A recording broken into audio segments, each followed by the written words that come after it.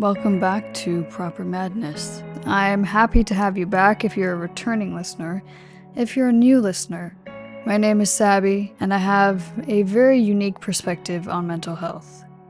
I believe wholeheartedly that we can turn anything that we have been through and alchemize it into bettering ourselves mentally, emotionally, and spiritually. It helps you feel less alone, to know and understand that the way out is always through the eye of the storm. Grab a cup of tea. If you're not a tea drinker, grab your coffee, and let's sit down and tune into ourselves so that we can learn to connect to other people. We never know the weight of our words and how they might help someone.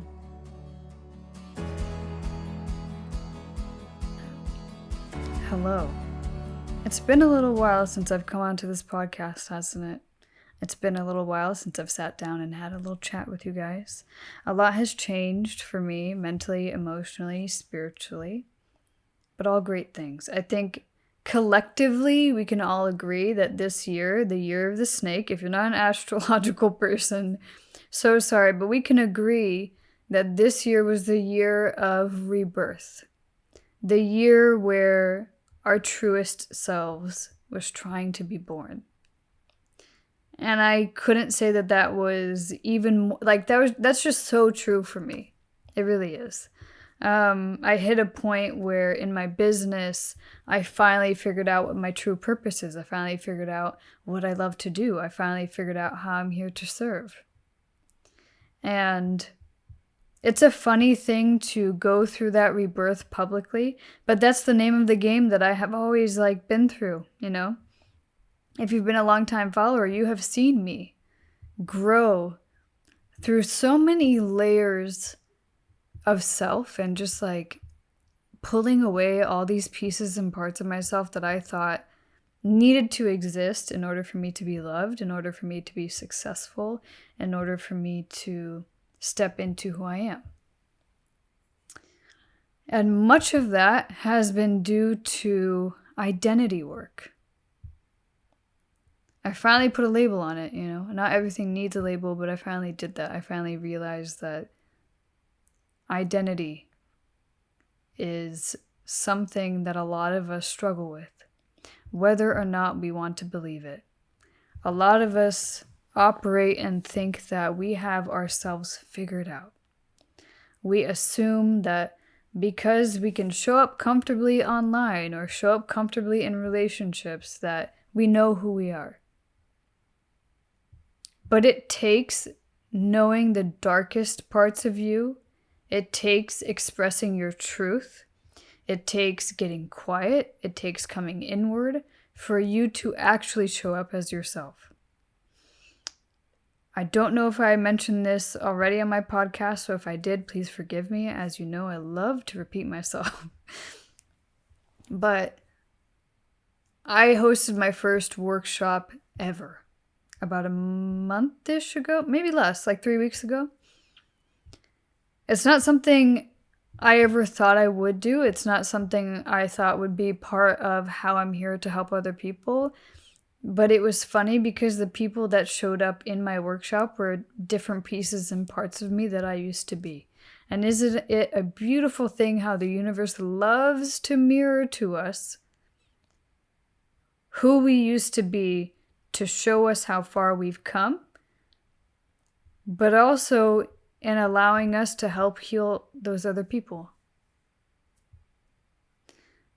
I saw the overachiever part of me. I saw the part of me that always wanted attention and love and validation physically.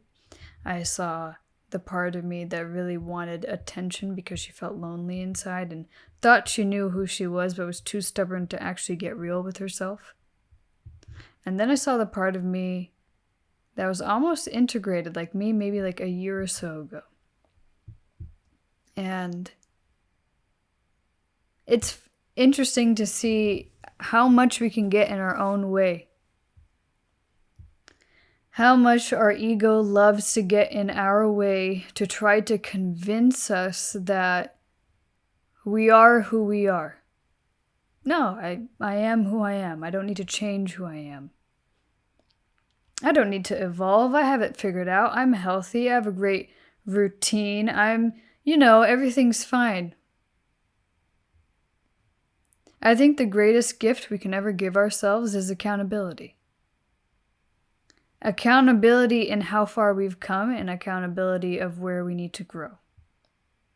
But a lot of us don't want to do that. A lot of us think we have it all figured out all the time.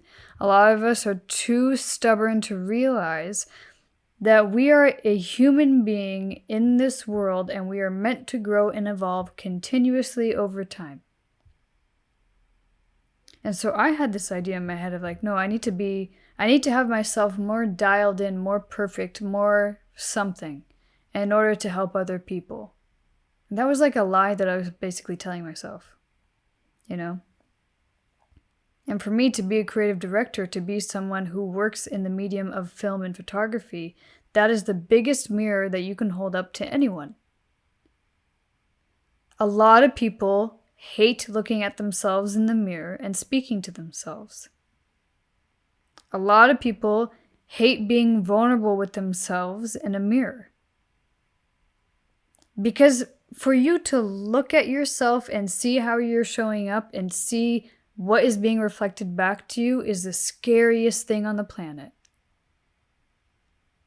But it's the most honest tool that we have. But we've taken an honest tool of a mirror, social media, cameras, film, and we've distorted it. We've given it something that is now a way to layer more masks, more pretending, more editing, more hiding. Obviously, that excludes very artistic things, right? But I will say, for something to be art, it has to be honest.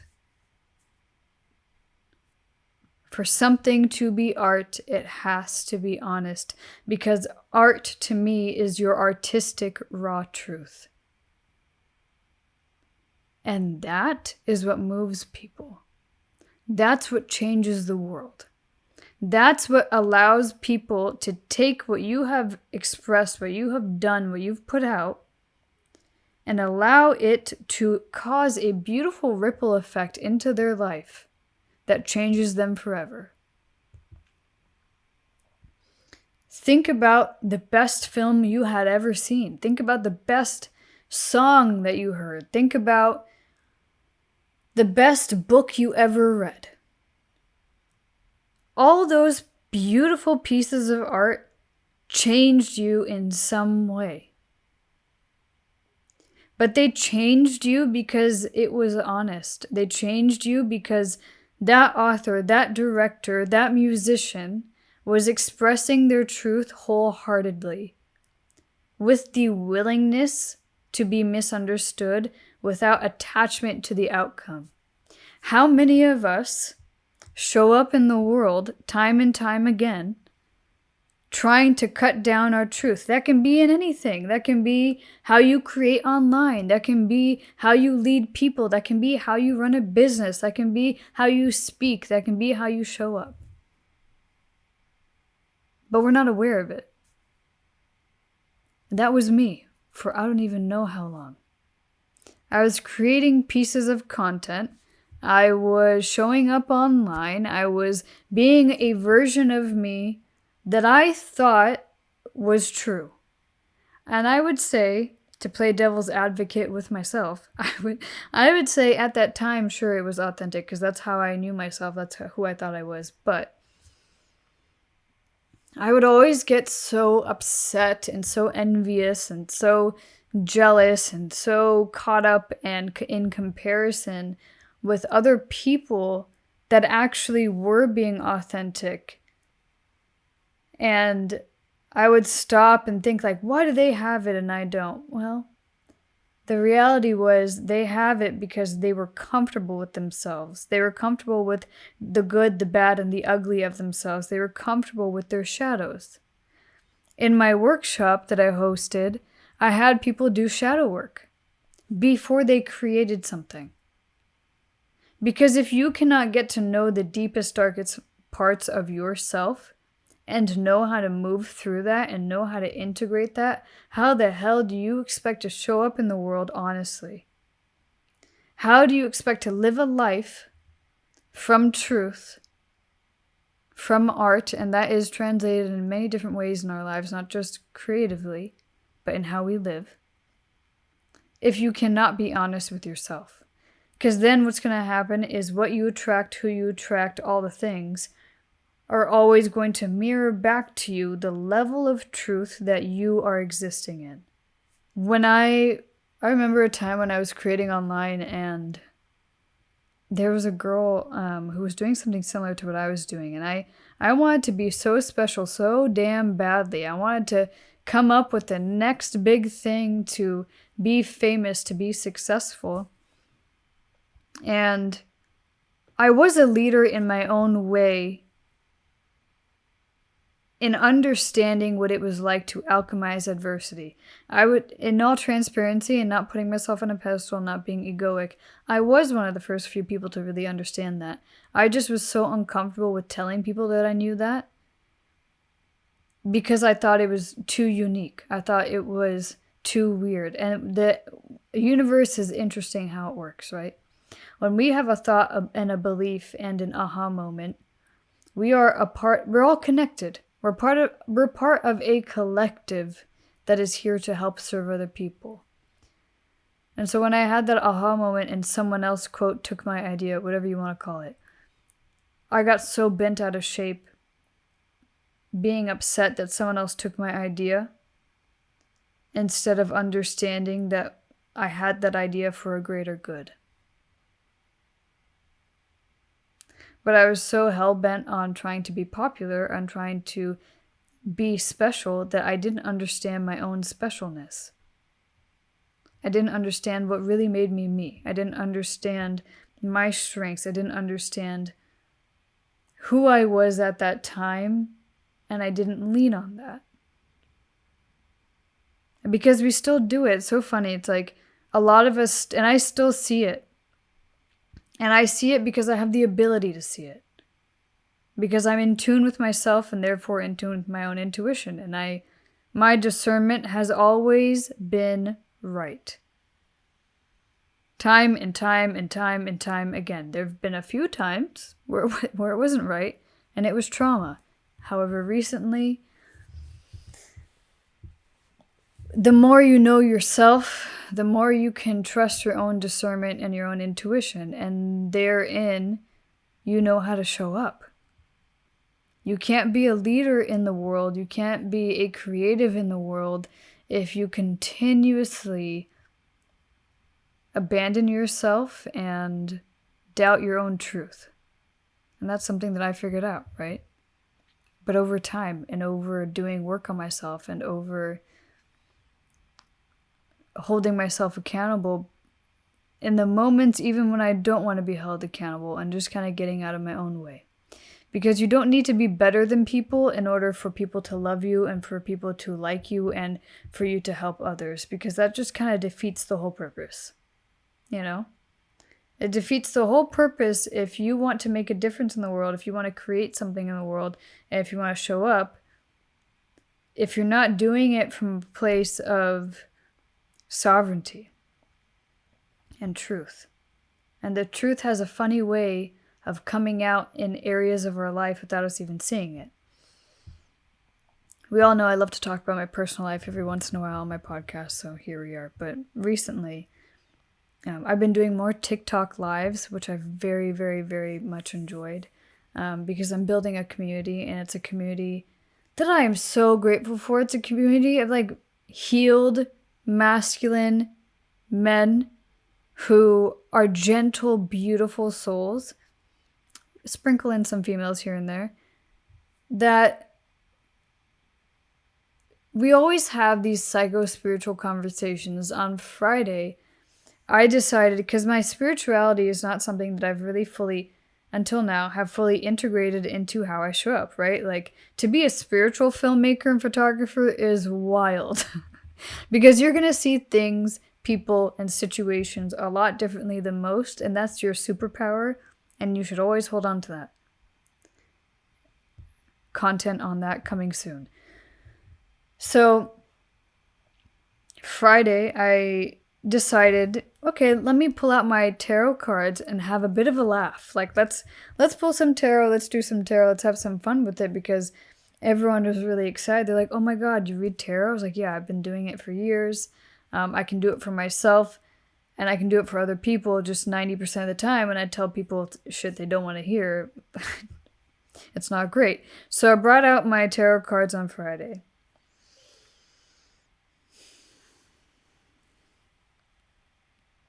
And I was giving readings to people.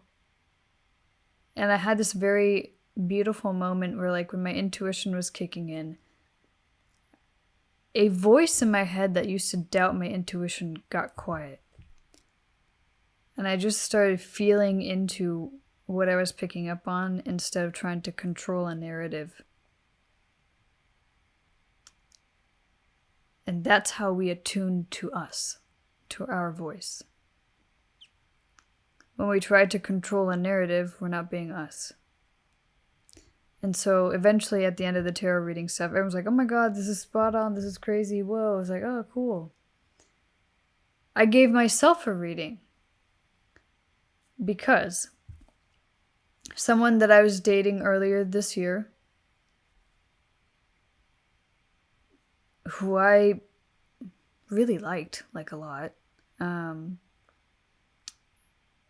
I blocked them on social media because I was trying to convince myself that this person was sending me negative energy.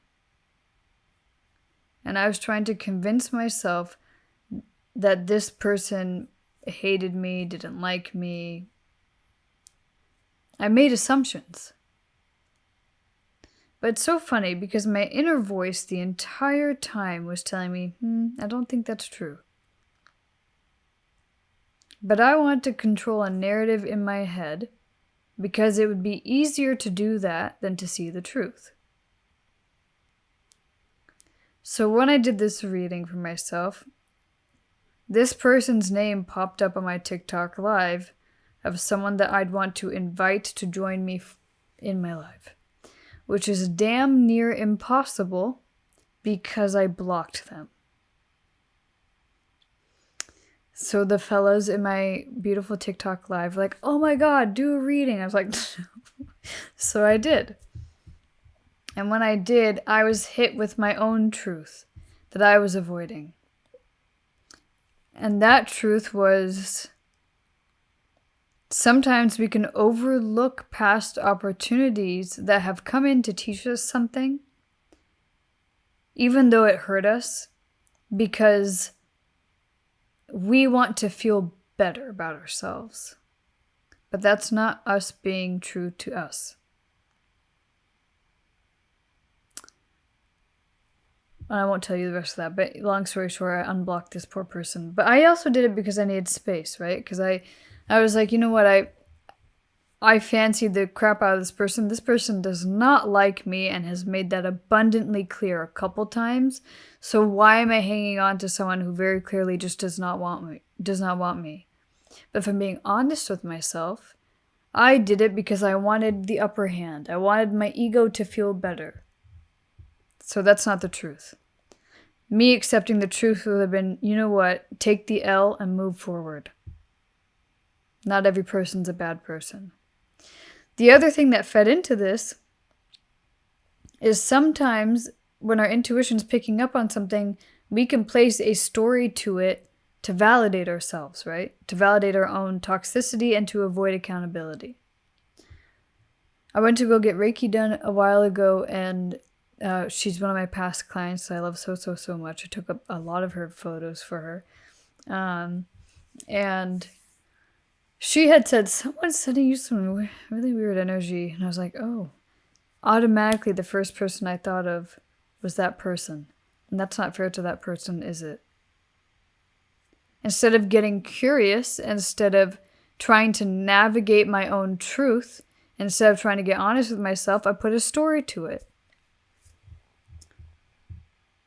How many times have you put a story to who you think you should be, that then you start acting like a character online? You start acting like a character when a lens is put up. You start performing. And then when you start performing, you burn yourself out. To have the gift of discernment means you have the ability to be discerning of your own BS. To create anything in this world, to lead, to make a difference, to live a life of purpose, to live a life of truth, it requires radical honesty. That is all I have for you on today's podcast. If any of this resonated with you, I have one-on-one mentorships that I now offer. And I call them my creative memberships because it goes past just creativity as a medium of creation, like whatever you're doing, but also how you're living your life. Because your life is your art and your truth is your medium.